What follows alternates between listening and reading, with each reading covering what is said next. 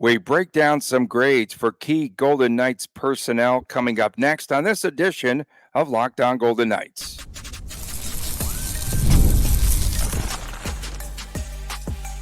You're Locked On Golden Knights, your daily podcast on the Vegas Golden Knights, part of the Locked On Podcast Network, your team every day. Hi again, everyone. Tony Cardasco, Chris Golick from Las Vegas. Thanks for making us your first listen each and every day. You can find us wherever you get your podcast.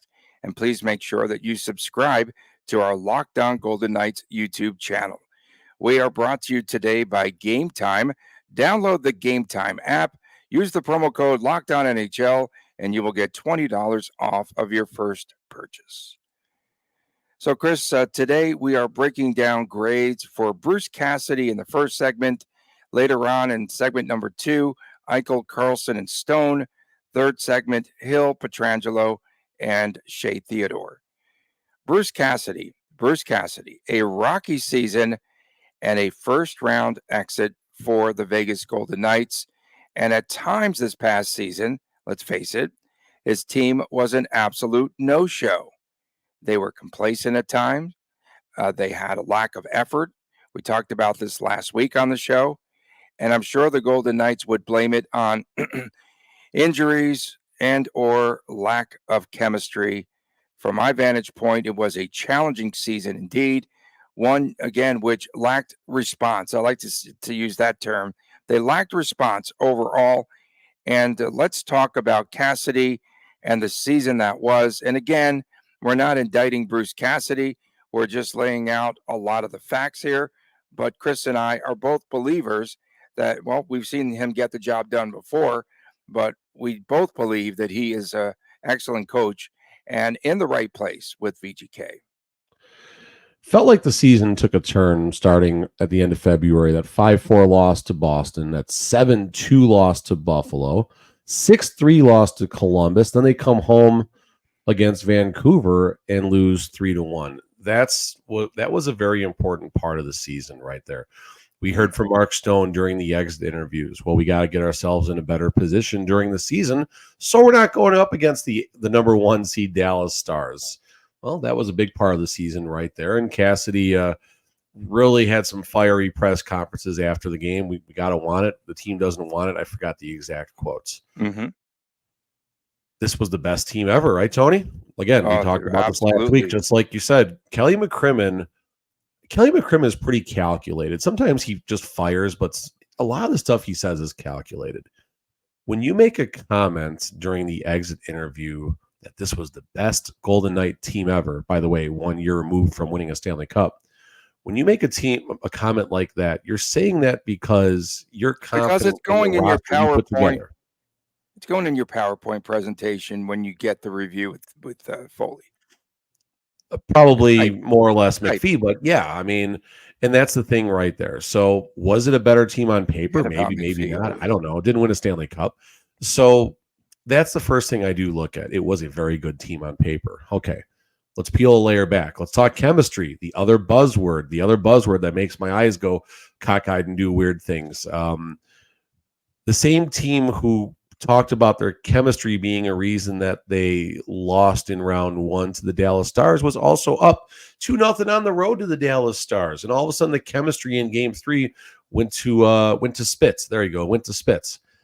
That's a tough pill for me to swallow before I even offer my grade on Coach Cassidy. You mentioned the response, Tony. The Golden Knights did have some good responses throughout the season. They did have some quick strikes where a team scores, the Golden Knights come right back. We did see some of that in the playoffs as well.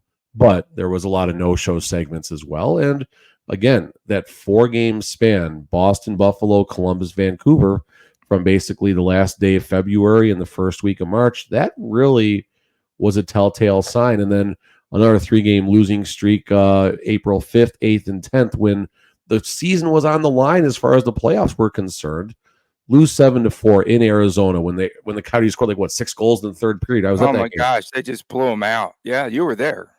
4-3 to the Vancouver Canucks. You would think that'd be the response game. And then the Edmonton Oilers beat the Golden Knights 5-1. What about getting handled by the Ducks that many times this season? They lost 3-1 against the Ducks. 3-1 against the Ducks. So 1-3, you mean? Either way, however, yes, thank you. 1-3. Ducks went with 3-1. Ducks were excited to see the Golden Knights on the schedule. That's crazy. Of all the stats this past season, that one stands out the most, I think, just the way they were outclassed and outcoached was Bruce Cassidy. Outclassed by the Ducks. Think about that. I know. And another outcoached by Dallas, by Pete DeBoer. Yeah. 100%. 100% DeBoer. I know. Around he beat him to the punch. He really did a good job coaching DeBoer. We had to give him credit for once.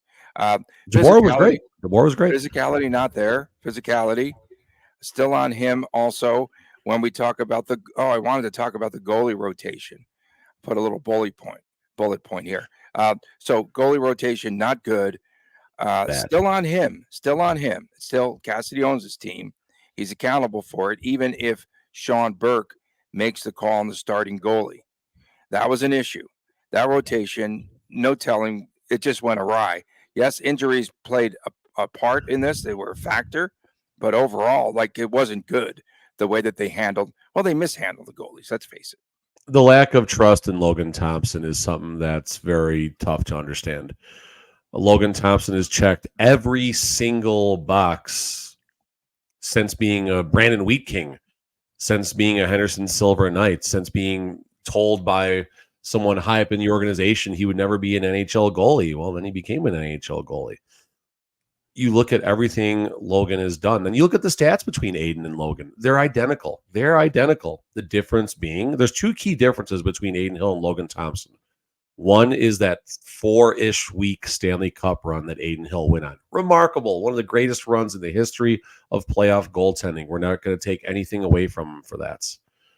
The second difference between Aiden and Logan is the bag. It's the money. It's the fact that Aiden Hill now makes $4.9 million a year to Logan Thompson's measly $766, whatever the number is. Worse than the minimum contract currently in the NHL. Just friggin' brutal, but that's what the reality is. Those are the only different. Those are what the two things that separate Aiden Hill and Logan Thompson. So now, Logan Thompson does not get a single back-to-back start when Aiden Hill is in the lineup. That right there, where's the trust in him? And then we can peel another layer back here. Yuri Patera was supposed to have a little bit more of a role this year, at least according to McCrimmon in the offseason. When I asked him about it, Yuri Patera appears in 6 games, I think 5 of which were starts. Mm-hmm. That's not enough. And you got Logan Thompson and Aiden Hill both playing incredibly long stretches of hockey because they wouldn't go to Yuri Patera. So yeah, Sean Burke pulls the strings for the goalies. We know this, but at the end of the day, Cassidy fills out the lineup card. They do lineup cards in the NHL just like baseball. Cassidy fills out the lineup card. That's his responsibility. And Cassidy failed the goaltending rotation. Scoring again was just not there for VGK. They need consistent scoring. That's been part of this organization's DNA since day one, where they just go into these funks. Are you talking about the quantity of scoring or just responses? Just that they don't score. They don't score goals in some games. They don't really score like they should. With all that firepower, no excuses or circumstances. They should be scoring more goals. They just should. We haven't pulled that one out. Excuses and circumstances. I missed that one. Go ahead. I had to do that one. Yeah, just for good old time's sake. But what were your thoughts? I was actually just grabbing. I was trying to grab the overall. I was trying to grab the overall goals per game. Let's see where the Golden. So actually, the Golden Knights, Tony, looks like they ranked 1, 2, 3, 4, 5, 6, 7, 8, 9, 10, 11, 12. They ranked 13th overall in goals for. So I think that's enough to now maybe some that was skewed because they had some 7-1 games and stuff. Whatever, all teams. Yeah. But I don't know if I completely support the notion that the Golden Knights weren't scoring. And then you peel it back and look at some of the seasons that March is so and scoring Karlsson consistently had and stuff like that, but it felt a little inconsistent at times.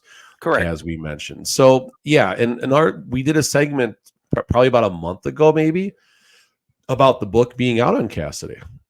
About the way the Golden Knights play and stuff like that. So absolutely. I think those are some. They're catching things on. Yeah, it'd be interested. Good point. I'm curious to see what Cassidy does to counter now because the league is catching on roster to his system. They're catching on without many players who were a big part of the team's identity and system. Wow. So what I grade? can see him right now. He's right now. He's out at the Cape, and he's looking out at the ocean and swaying like a metronome, back and forth. It's picked up. It has picked up substantially, and it's not the wind. It's not wind aided. Let's not forget. Just let's make sure we're trying to hit this on both sides. Cassidy's been to 2 Stanley Cups. Won 1 Stanley Cup, was 1 win away from another Stanley Cup. We talked about on last Thursday's show about Cassidy's Boston record as well, even though he was let go. So, I mean, Cassidy's done a lot of great things. I don't think this last season was great. If we're going to offer a physical letter grade like we're in school for Cassidy, I'm going D+. I'm going D+ for Coach Cassidy. D+. D+. Okay, I have to use that. I'm sorry. I have to use that word, that buzzword.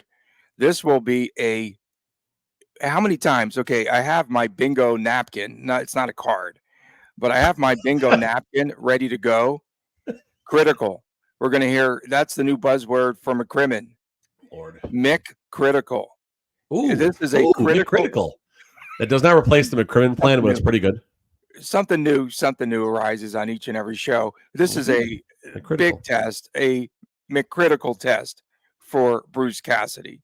So where are you grading him? I had him at a B-. Tony, the chemistry comments. Who's the chemistry on? It's on him. This is the best Golden Knights team ever on paper. Okay, just hear me out. Hear me out for just one moment. Scared. Maybe Cassidy, I thought that he leaned a little bit towards the company line. A lot of the things that he was saying were mirrored by McCritical this past season.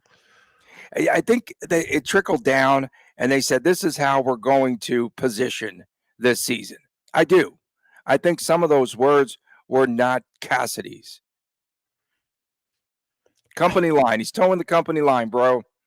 The Golden Knights are all about the company line. I mean, we see this everywhere. We see it in the interviews. We see it, and it's interesting to see players like Marchessault and Logan Thompson when they're no longer subject to the company line. And then you see players who are still on the team and the way they handle themselves and stuff like that. And I mean, it's what the Golden Knights are. That's how they operate, and that's how a lot of teams operate. I don't think this is exclusive to the Vegas Golden Knights. He's starting to lean like the Tower of Pisa. He's leaning a little, man. I'm telling you. Do we see the pushback? He changed late in the season, man. I'm telling you. Of course he did. The team was having a terrible stretch and multiple times. And I'm sure there was a much more fiery version of Cassidy in the locker room, which, again, Braden McNabb. We're not going to turn against each other. They turned against each other. They were Petrangelo and Martinez standing up to Coach Cassidy when he's out there dogging people like White Cloud and stuff. Like, it's, these are things that did happen in that locker room. And now Cassidy has a great challenge in front of him. And I'm excited to see how he does. I hope he overcomes it. I really, really do. Again, let's not understate the fact that we appreciate the job that Cassidy has done as the coach. I don't know if there's a better coach out there for when the Golden Knights won the Stanley Cup. And if they don't make that move, I mean, we saw it. We saw it. Pete DeBoer couldn't get the Dallas Stars to the Stanley Cup final. Great roster, great team. Could Coach Cassidy have gotten the Dallas Stars to the Stanley Cup final? I think they would have a better chance at least. Yeah. Well, again, I was kind of nice I was kind of soft on Cassidy. You come out guns a-blazing. Coming up next, we have report cards for Eichel, Vegas Bjorn, that's Karlsson, in case you're first new to the show, and Mark Spleen. I'll be back with more right after this on Locked On Golden Knights. Hey, fans, don't forget to check out Gametime and the Gametime app today. There are last-minute tickets, flash deals, zone deals, so much to find, easy to find and buy Major League Baseball tickets and for every sort of event here, not only in Las Vegas, but anywhere that you're at. You get views from all your seats at the venue, each and every venue. Chris and I definitely check it out all the time to see if there's any last-minute deals that we want to partake in.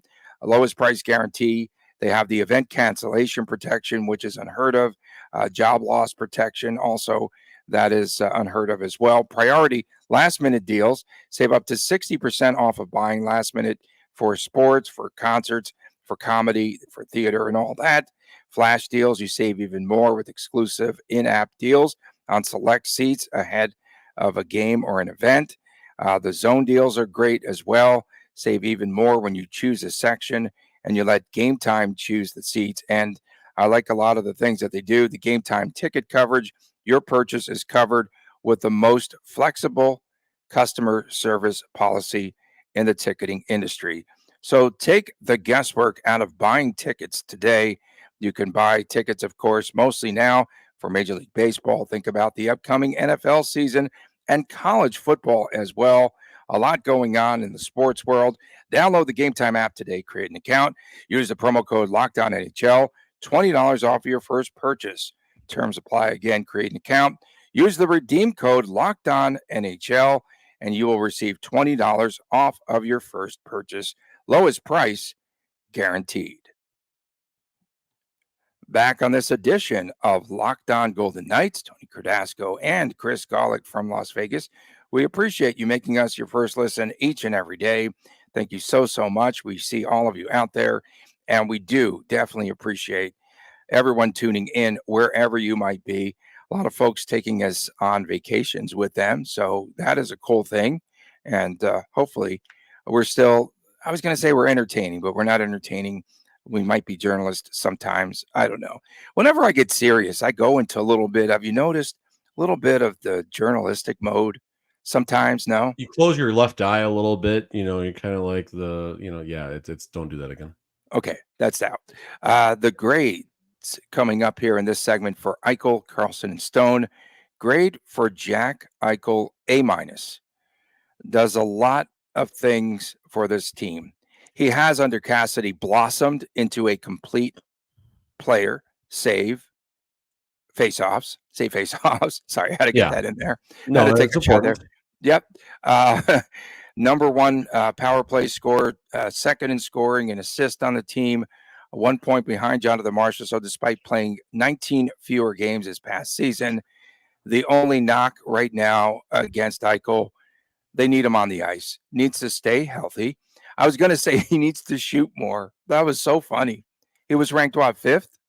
Yeah, top 5. Definitely top 5. I still want him to shoot more. Again, work on the faceoff circle, but staying healthy, I think, is the priority for Jack Eichel this season. Yeah, A- is fine. Face-offs, if we're going to start from the negative, face-offs need to improve if he wants to get that Selke consideration. I think he was 45.1, something like that. Got to get 50%. 50% has to be the target. Eichel can do a ton of things very, very well, but face-offs are really the last part of his game that needs to get there. Off the ice, definitely, we've seen his identity absolutely blossom, like you said, as well, beyond his 200-foot game. Mentioned the keys have been passed, the torch has been passed as far as the charity softball game goes, and we're just really seeing Jack's identity off the ice has hit a new level right now. He's fun, he's nice, he's interactive, he's everything that the Buffalo Sabres fans told us, just the opposite, right? Sabres fans, locker room cancer, not good with fans, doesn't do anything to support the community. Well, no, he's great with the fans, he's great with the community. It's not just when the cameras are out there. He does a lot of things quietly as well, too. And Eichel has just developed into everything that the Golden Knights and more or less Kelly McCrimmon needed. I think you and I talked about, Tony, we're going way back. We think that McCrimmon and Cassidy both attached a big part of their current career, more McCrimmon than Cassidy, on the success of Jack Eichel. And I know we were on McCrimmon a little bit in our show last week, but give McCrimmon full marks for getting that deal done, sending Peyton Krebs, the key clog, over, finally giving in and letting Krebs go. Yeah, and the thing about, again, McCrimmon did a good job in just vetting this out, and the medical staff too gets big applause in getting him on the ice, and then 100%. His attitude, keeping him on the ice.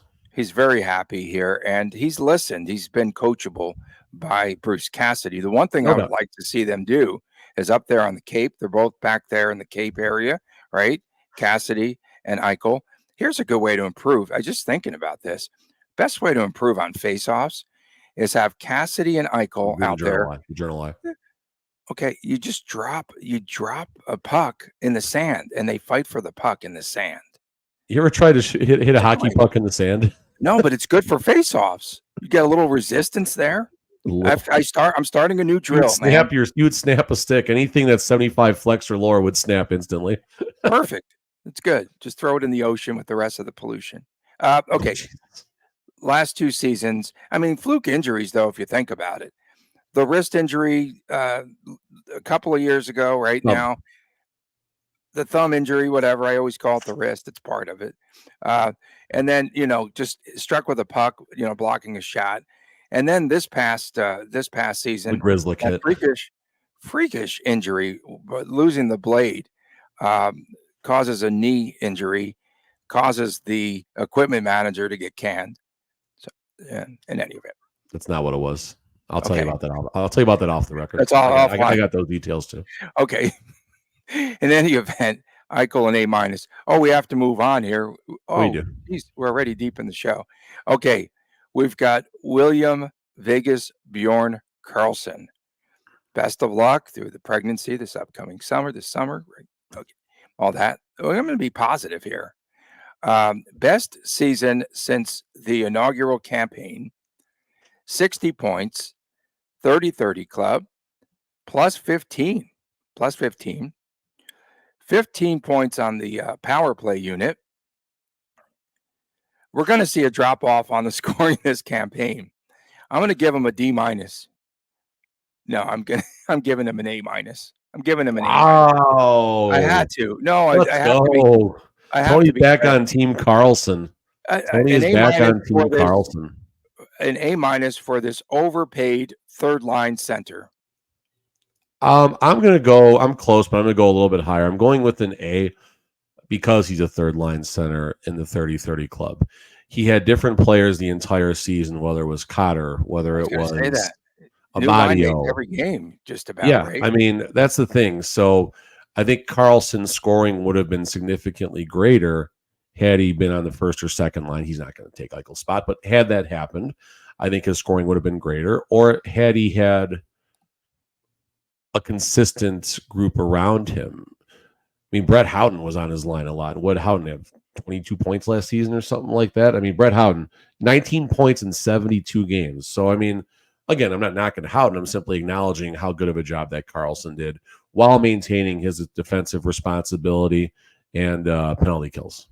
It takes a while to adapt, and that IKEA line this upcoming season, I think it's going to take some time to take shape. So definitely we'll see that. New line, chemistry. I agree. Critical chemistry. What do you think was the cause for another breakout season of sorts for Karlsson? He had more confidence, I think. He had a lot of fluky goals, too. His empty netters are still good. He's still good for about, 15 of the 30 empty net goals. I was kind. I gave him an A-, dude. It's a good question. What, and Karlsson won't answer that question. Not only, if Karlsson knows, but let me why answer did he for break him. out? Let me answer it for him. Okay, that's it. You would answer it very quietly and humbly and respectfully too. But no, I mean, it's honestly, it's kind of hard to, I guess, understand why he broke out. And maybe someone just has to score on that third line. Maybe that's it. I don't know. But we do know that Karlsson has that scoring kick. He got 43 goals in the first season, maybe 20 empty netters according to Tony, but he still got 43 goals in that first season. I don't have his last 5 years between there. But point being, he does have a scoring touch, and good things happened. Is it a matter of effort? Was he coasting all that time there in 5 seasons? Seriously, a very soft player. He has picked it up a little bit under. He's not a hitter is a better way to say that. He's not soft. He's not a hitter. Soft. He's very soft. He's not Charmin. He's Charmin soft. This could be a 45-minute show, Tony, just so you know. Okay, coming up next. No, we don't want to skipping Mark Stone. Yeah. Really quick. We'll do Mark Stone. No. It's coming up next in this lineup. In this segment. I thought you were going to another segment where I didn't know what your read was going to be. Okay. I know. Curveball. Yeah. Okay. Mark Spleen, Stone, played more games than we thought, actually. 56 appearances, 51 points. Did he lose a step? Perhaps. 53 points. Solid A, best ever. How much longer can he play? That's a big question mark. Do you realize that he was on track to have his best scoring campaign in his career? I mean, that's pretty good for a guy that's just like slogging around on the ice. And that's the thing. Who would win a race between the Zamboni and Stoney? Can we do like Baccarat bet the tie? 9-1. Pays 9-1. No. Listen, ties lose parlay on our show. Ties lose. That's a Caesar's line right there. Yeah. So listen, Mark Stone, like you said, 53 points, 56 games. Doesn't skate nearly as well as probably 51. 53. Chandler Stevenson was 51. All right, I got that. Doesn't skate nearly as well as 80% of the skaters on the ice. Let's acknowledge this. Stone will be the first to tell you that. He was slogging out there, if that's a word. But just before his weird injury, he was really like he put the team on his back and like bad terrible pun. Bad term. But he put the team on his back in early January. He put the team on his spleen. And was really just, you saw a difference. Like Stone always has a ton of effort, but when you notice Stone making more effort, he's just doing things above and beyond. So the spleen injury is a weird freakish injury. His back was fine the entire season. I don't think he missed a single game until the spleen injury. I could be wrong on that. You're right. Okay, so a freak injury slows him down. I mean, what are you going to do? You can't prepare for a spleen injury. I'm going with no one's getting an A+ today, but I'm going with an A. A solid A, as close to an A+ as you can get, just because solid A. Finish the season. Yeah, solid A, great season. I'm still taking. I'm still putting the over/under at 72 games next year for Mark Stone, and I'm taking the over. And I'm going LTIR to end the season. Coming up next, our report cards on Hill, Pietrangelo, and Theodore. Stay with us right here on Locked On Golden Knights. Right, let's see what he reads now. Passion, drive, and patience. What brings home the winning trophy is also what keeps your ride or die alive. Okay, we've got the right graphic too. Thanks. eBay Motors has everything that you need to maintain your vehicle, to level it up to peak performance, from superchargers, roof racks, exhaust kits, LED headlights, and much, much more. Whether you're into speed, power, or style, eBay Motors has got you covered. With over 122 million parts for your number one ride or die, you'll always find exactly what you are looking for.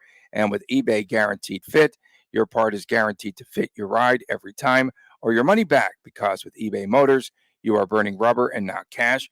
With all the parts you need at the prices you want, it's easy to turn your car into the MVP and to bring home that win. Keep your ride or die alive at ebaymotors.com. Eligible items only. Exclusions apply. eBay Guaranteed Fit, only available to U.S. customers.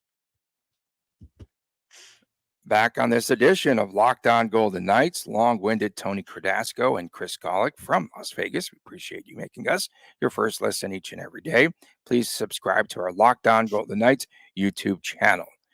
Okay, so right now we have Adin Hill's grades. Okay, Adin Hill. You had him as the Vezina Trophy winner in January. And then he faltered due to injuries, mostly. 35 games, 19-12, 909 and 2.71. I give him a solid B. I don't know which way to go with Adin Hill. I think the thing is with Adin Hill, you need to acknowledge the good. 35 appearances was his most of his career. Right. The most regular season appearances prior to this season was 27 with the Vegas Golden Knights in the Stanley Cup winning season. So if we look at the trajectory, he's improving. Is he going to continue to improve? I mean, Adin said the offseason is going well. He's trying to focus on having a full and complete season next year. When I asked him about it at the softball game, what that critical means, season. It's a critical. It is a critical. It's critical. It's gonna be the buzzword. I like that, Tony. I like that. We're gonna use that. Critical. We're gonna beat that. We're gonna beat that horse for a while. Go ahead and talk. I gotta sneeze. Okay, you go sneeze, and then again, all these injuries that piled up there for Adin Hill. As we mentioned, he had played in 35 games. The Columbus game, right? That was the game where he made the left pad save and then had to leave the game again. Something went cruncho. Yeah. So we'll see if he could stay healthy this upcoming season. You done? Bless I you. think By so. the way, Well, 2 sneezes, the under definitely hit. I'm usually bless good for you. about 6.5 when I Bless starts. you there. Allergy So still? Yeah. it's just no, it's life. Okay. So again, 271 goals against. I'd like to see that a little bit lower, obviously. It was lower in January, right? 909 save percentage was, I think he was pushing 920, 930 at one point, Yeah. best save Yeah. percentage in the league. It was on fire. Yeah, he was. The ceiling of Aiden Hill is the best goalie in the NHL. Let's be clear about this. I know I certainly lean on Logan Thompson's side. I will never apologize for that, never change that. But I think Aiden Hill does have a little bit of a higher ceiling than Logan Thompson because we've seen it. Logan is going to get you starts. Logan's going to get the job done. Logan is the Mark Burley, my White Sox background. He's going to get you, 7 innings, going to get you that complete game. It's going to be really quick. He's going to do a good job. There might be a couple more goals than normal every now and then, but Logan Thompson is going to be the more consistent. Maybe Aiden Hill is more the Chris Sale type, right? Chris Sale had just an amazing stretch of dominance with the White Sox and the Red Sox for a little bit. And then now, obviously, Chris Sale's career is in a different spot. Maybe that's kind of where Aiden Hill's going. So as far as offering a grade, 35 appearances, it's better. I gave him a solid B. B minus. You're going A. I'm going B minus. No, I'm going B minus because he didn't finish the season the way he started. I'm going B minus because the $4.9 million starting goaltender lost the starting job when it mattered the most. So I'm going C plus. Adjust it. Give me it back. I'm regrade C plus. Okay, so VGK's version of Wilbur Wood, Alex Pietrangelo. I know where I was going there. Turnover bug just annoyed me. He turned the puck over an awful lot, way too many times this past season. That's how I'll remember the past season for Alex Pietrangelo. 64 games, 33 points. Had to battle some sort of mysterious illness, and then he also had to undergo the emergency appendectomy where he missed the last 5 games of the regular season. He got back on the ice pretty fast, I thought, for having an emergency appendectomy. But I'm going to go, you're not going to like this with Pietrangelo. I'm going to go with a C for Pietrangelo. I thought he was beaten defensively a lot this season. No, listen, Pietrangelo, he's the Mark Stone on the defensive side. It's not sexy watching him. It gets the job done. Yeah, there's definitely some turnovers at the blue line where he can't catch the puck at times. Him and Shea Theodore certainly have a pandemic going. Maybe it's a little too soon to use that. Yeah, that's too soon. That's the reality. Those two definitely do have their issues. And Pietrangelo, at times, it's not fun to watch. It's not. But Moneyball reference, we've got that recently from Logan Thompson. Moneyball. He gets on base. He gets the job done. That was good. That was good. I love Moneyball. It's such a good movie. But I know you do. But Pietrangelo, 64 games. You said the illness, the surgery, and everything. That definitely. Say appendectomy. You can't say that word. Can you say appendectomy? Appendectomy. Did I get it right? Okay. Yeah. All right. Good. That was good. I got it right. What was the word? I didn't know Friday, if you couldn't Thursday pronounce show it. I couldn't get. Whatever. Okay. I don't care. Offering a grade for Pietrangelo. Let's go B minus. I think B minus is fair. I think it could have been higher if he played more games. I think when you understand the player that Pietrangelo is, and I think that certainly helps as well. Shea Theodore, tough season, out 3 months, one of the 9 golden surgeries that we saw this season. Had a decent April stretch where he had 5 assists in 8 games. That's something that I recalled. Had 18 points in 20 games before his injury. So he was trending upwards in this critical season. Those Petro minutes. The next season is critical. This is critical. Yeah, I know. I had to get that word in. Those Petro minutes are starting, and they will continue to add up, right, as he gets later into his career. And so you need players. If Theodore stays here, he's been obviously target number 1 in trade rumors of late. If he stays here, Theodore and Hannafin have got to eat up some of those Petro minutes, I think, for Pietrangelo to be successful. Hannafin definitely will.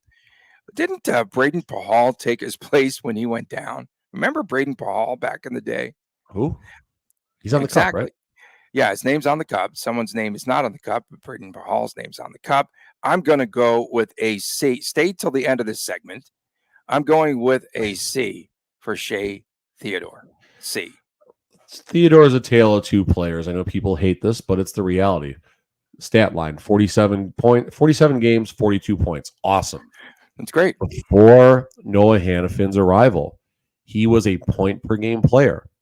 Noah Hannafin comes in. Shea Theodore drops to a point per 70% of his games. He was like 1.02, dropped to 0.7.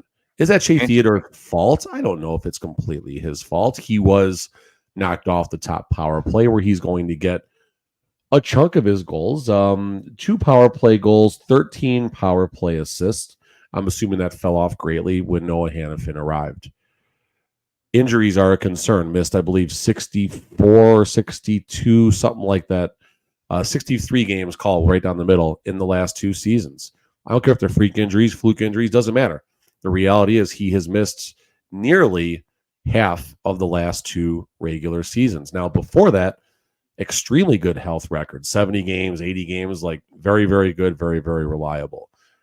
Will we see the reliable Shea Theodore in 24-25? Will Shea Theodore force himself back on to the top power play unit? Will he stop turning over the dang puck on the blue line? Those are the big questions heading into 24-25. Shea Theodore, he's got to get a B- in my book. I've been critical of him, but you need to acknowledge the totality of the season. Mm-hmm. Nearly a point per game player. It dropped, yes, but still nearly a point per game player. He's the number 1 trade bait right now, though. Golden Knights can trade from a position of strength. Opening day, will Theodore be on the VGK roster? No, I don't think so either. We appreciate everyone tuning in. We got to get out of here, man. We're long-winded. We appreciate everyone tuning in. Thank you so much. Don't forget to check us out wherever you get your podcast. And please subscribe to our Locked On Golden Knights YouTube channel. Fridays, it's WTF Day. Show went by really fast. Just like for 36 minutes, that went fast. Yeah, that went by really fast. Of course, don't forget Chris and Chris Jr. show sometimes on Saturdays. In season, it will be back on Saturdays. For sure. Especially our everydayers. We appreciate all of you. From a man, Chris Golick, I'm Tony Cardasco from Las Vegas. We'll see you again tomorrow right here on Locked On Golden Knights. Take care.